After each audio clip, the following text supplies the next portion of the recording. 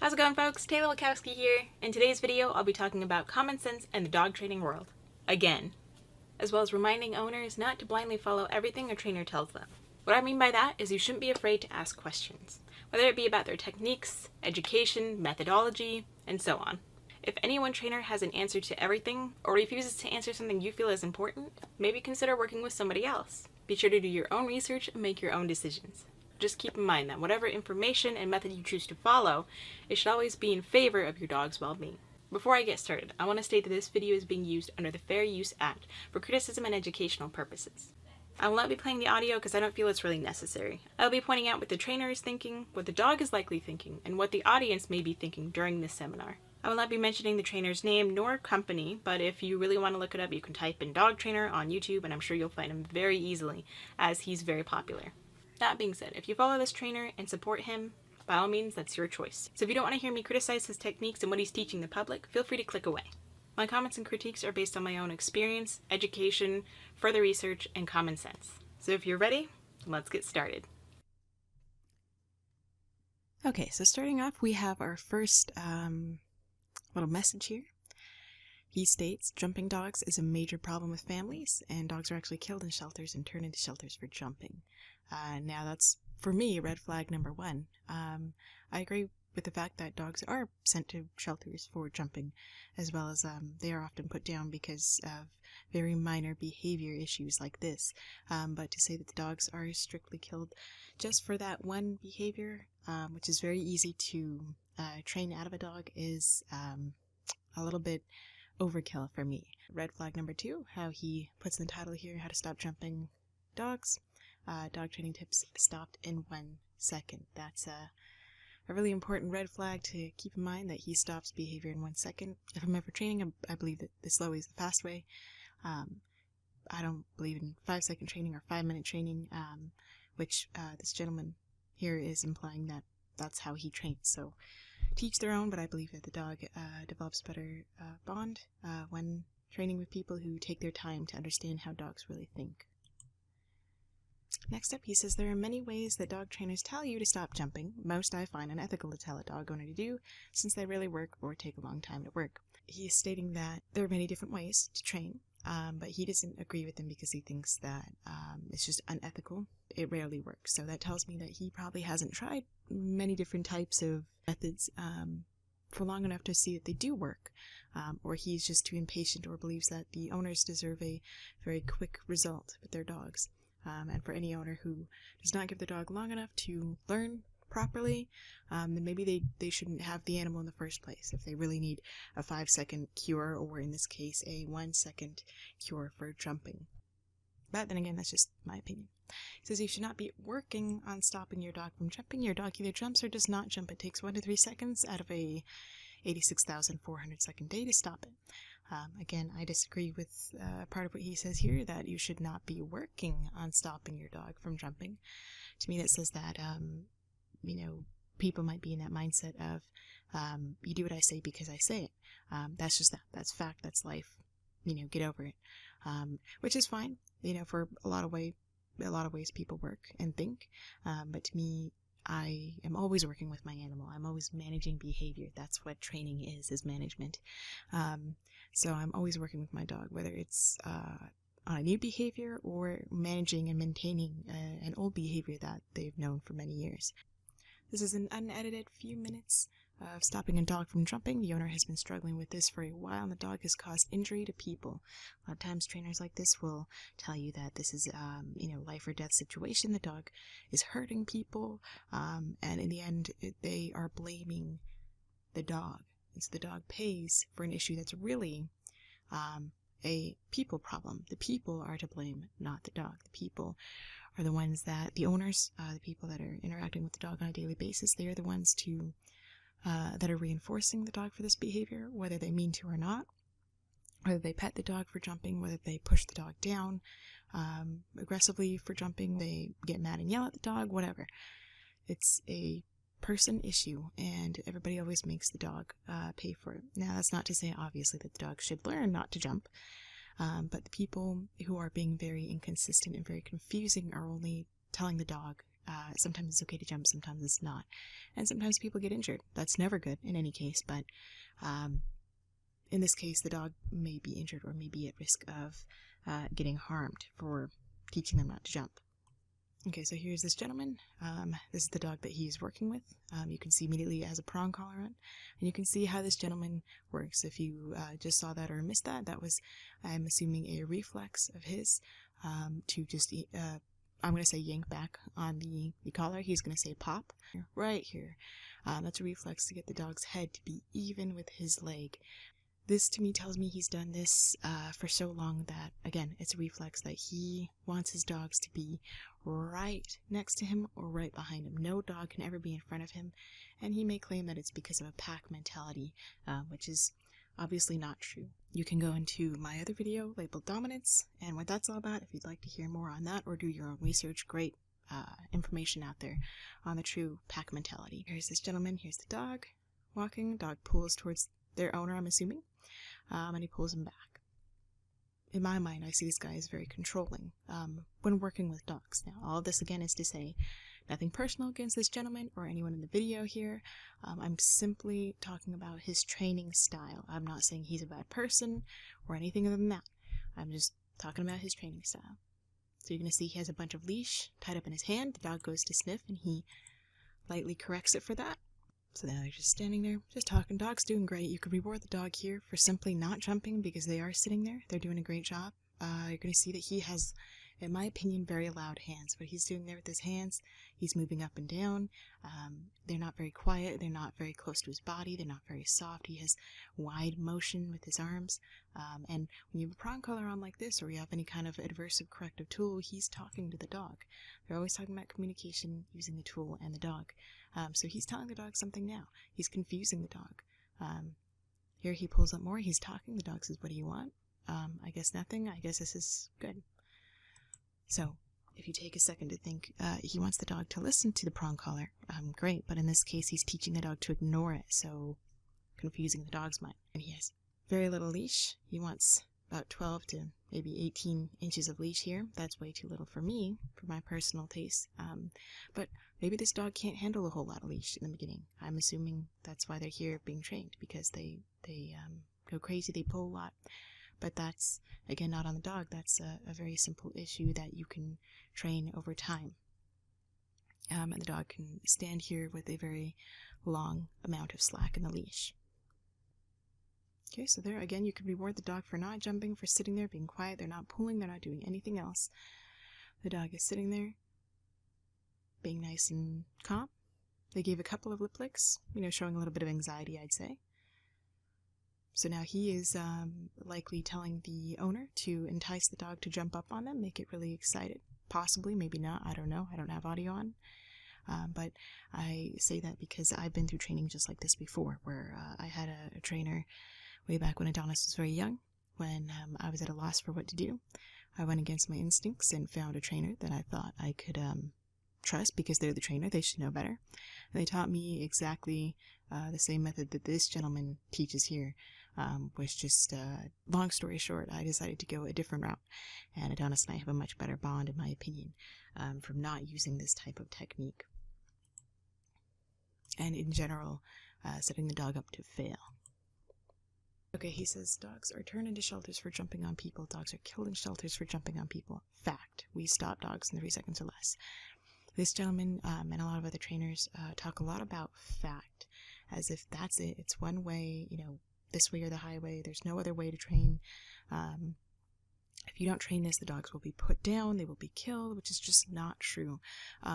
After volunteering and working with a shelter for a few years now, I've had lots of experience in understanding why dogs are put down, and it's not as simple as just jumping behavior. Usually it's from aggression or lunging, and aggression comes from fear. Some dogs who have never been socialized, this shelter simply does not have enough space for all the animals coming in, or from the owner surrenders, or from the overpopulation of pet animals. So jumping is not the only reason why a dog will be killed or put down in a shelter. It is fact that they are put down, but for this simple behavior, I tend to disagree. Again, states everything as a fact, and you can do it in 3 seconds, the dog won't get killed, or you can take your time and the dog is at risk of being put down. Okay, lots of folks focus on the 1 to 3 seconds of discomfort to the dogs. They do not focus on the months and years the family struggles with the jumping dogs. Again, you're saying that the family is a victim to their dog's bad behavior, so the dog can put up with this 1 to 3 seconds of discomfort. I'm not getting on any owners or anyone personally. I'm just simply stating in my opinion, and from what I have learned over time, that it's never the dog's fault. Adonis himself has taught me, if you don't know who Adonis is, he's my 7-year-old Shiba Inu. I've had him since he was 12 weeks old, and he has taught me everything I know about respecting dogs and how they think, and how to benefit them, and in turn that will benefit me. So I take time, I listen to my dog, I trust my dog, and in turn he trusts me. And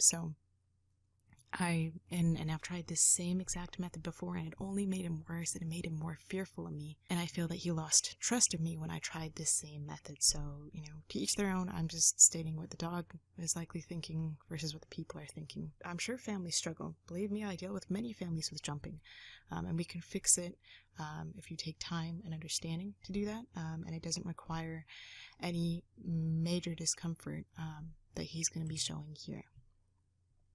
There are multiple ways to train a dog, never just one, and it shouldn't take just 1 to 3 seconds to train any animal, because that behavior may help in the moment, but it's not going to last, trust me.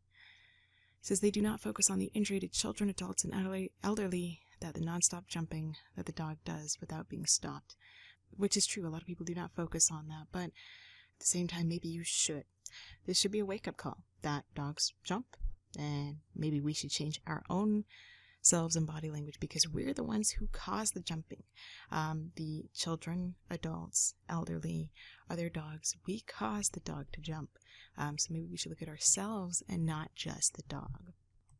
Allowing any behavior to continue longer than it takes to fix that behavior is abusive to both dog and owner. The dog pays the ultimate price, which is often death.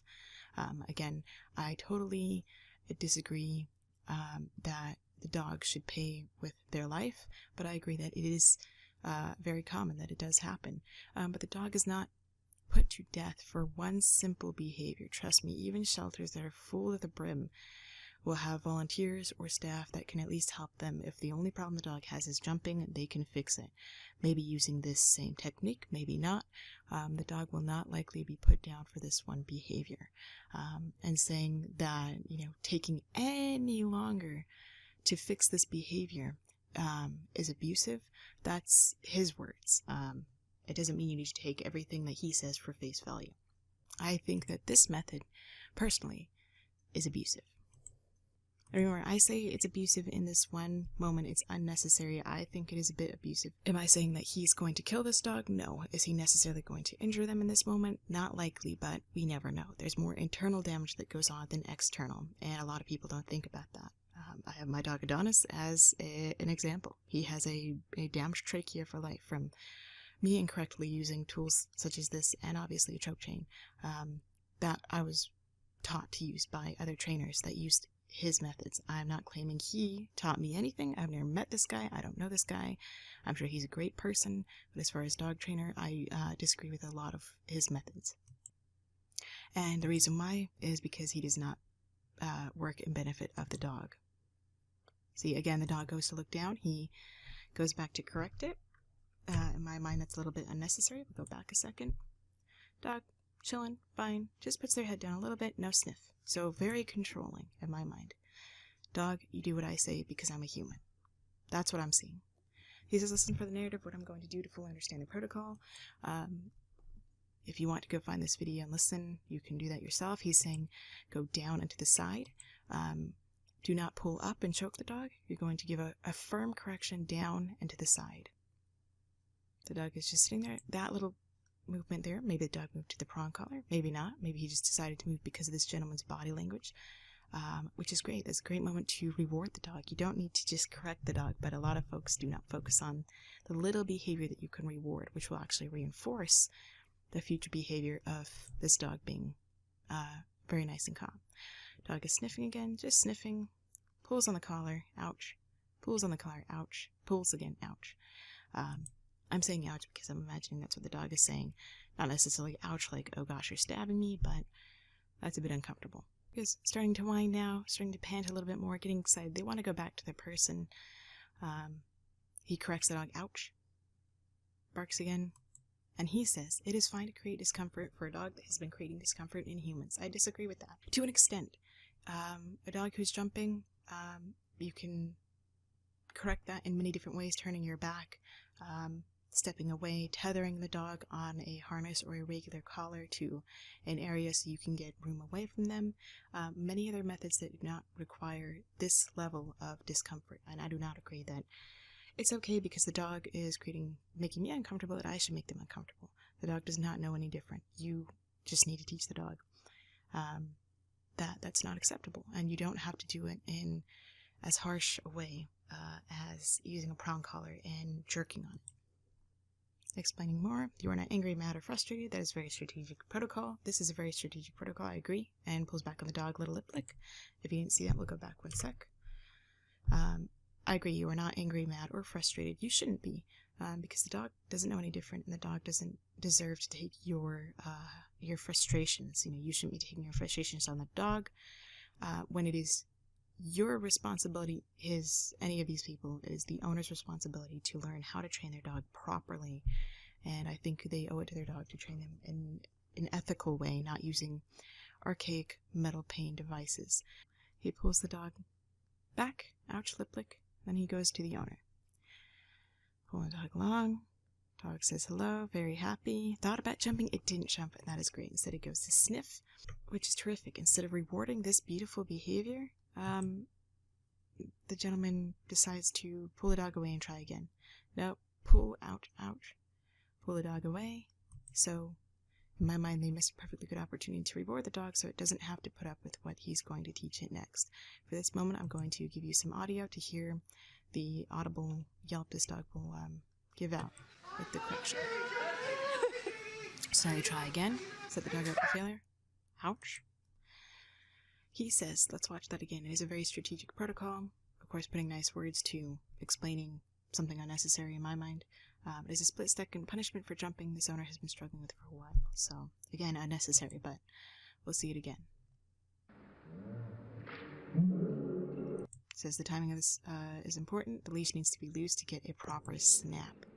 And then watch the dog's behavior afterward. Immediately closed lips, follows very submissive, closed mouth, tail wagging. They go back again. Doesn't jump. Wow. Magic. Or just avoidance behavior. That was totally unnecessary to use this pain device, which is what it is. Pain device on this dog. The fact that the dog learned so quickly is awesome for folks to see, and yes, it is a little funny how quickly they learn. Now let's see what they look like when the dog is jumping. Okay, so we see these folks here. She was smiling first. She gets a little, oh, that looked a bit painful. This person was smiling, closed their mouth a bit. A couple faces over here like Ike's. That does not look very comfortable. And look at the dog's face. So, these people don't look very happy. The dog is back. The dog is happy again. Oh, okay, I guess that's okay. I guess the dog is fine. Again, just my opinion.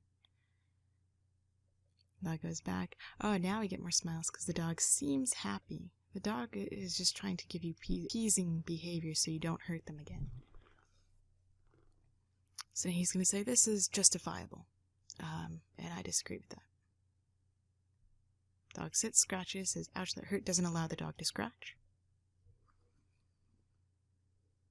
Dog was going to scratch again, says, nope, doesn't want to scratch. He encourages dog trainers to show their work on a green dog on how they stop jumping with an actual person, and I can show the very same thing. Green dog meaning a dog who's never had any training. So here he says, I encourage dog trainers to show their work on a green dog on how they stop jumping with an actual person. Green dog meaning a dog who has no prior training, I'm assuming is what he means by that. And I can certainly do that. I can do the same, but it doesn't matter because this gentleman does not care to see other trainers. He's just saying that if other trainers are upset about his method, then show your own work with dogs and show that to the public on your own time, which is exactly what I intend to do. So Dog is fine, gives a yawn, a little bit more nervous and anxious. So here we have the dog doing just fine. Goes over, pops it, because he doesn't want it to even think about it. Try it again. Pop. And it's that. Again, unnecessary. Again, that fear. Dancing around, looking up at him, appeasement, saying, please don't hurt me, okay? It's easy enough to get away with this with a dog, especially a Labrador. Try that with Adonis, and he will actually redirect on you and nip you and say, hey, you're hurting me, you're nipping me, I'm going to nip you back. Try something else. So the unfortunate thing is that this dog will always end up looking very happy, because that's just how they look, even if they're showing appeasement signals, such as squinty eyes, long lips, they're panting, the ears are back, they're sitting, their tail might be wagging, but that doesn't mean the dog is actually happy. Tail is wagging, they're stimulated, they're trying to appease him so they don't get hurt again. That's just what I happen to see. So in my personal opinion and education and just plain common sense, I don't support this type of training or this method of using aversive tools, especially to teach a dog a very simple behavior such as not jumping. If you would like to think of me as this little potato in a chair here, just kind of wasting my life away talking about other trainers, then feel free. I'm just out there trying to give dogs a better life and give people a less stressed training regimen, and teaching everybody that it's not as scary or difficult as a lot of trainers make it out to be. And it's not as easy as they make it out to be. Training is not easy. It takes time. If anything a trainer says or any method a trainer refers to doesn't seem to be in the best interest of the dog, then maybe question it. Do more research on it and see what your dog thinks. In the end, listen to your dog. Your dog will tell you what works and what doesn't, and more so than any person can tell you. People may tell you things like this item here don't hurt, but believe me, they do. Thanks for stopping by. I appreciate it. I hope you enjoyed this video. Until next time, stay positive.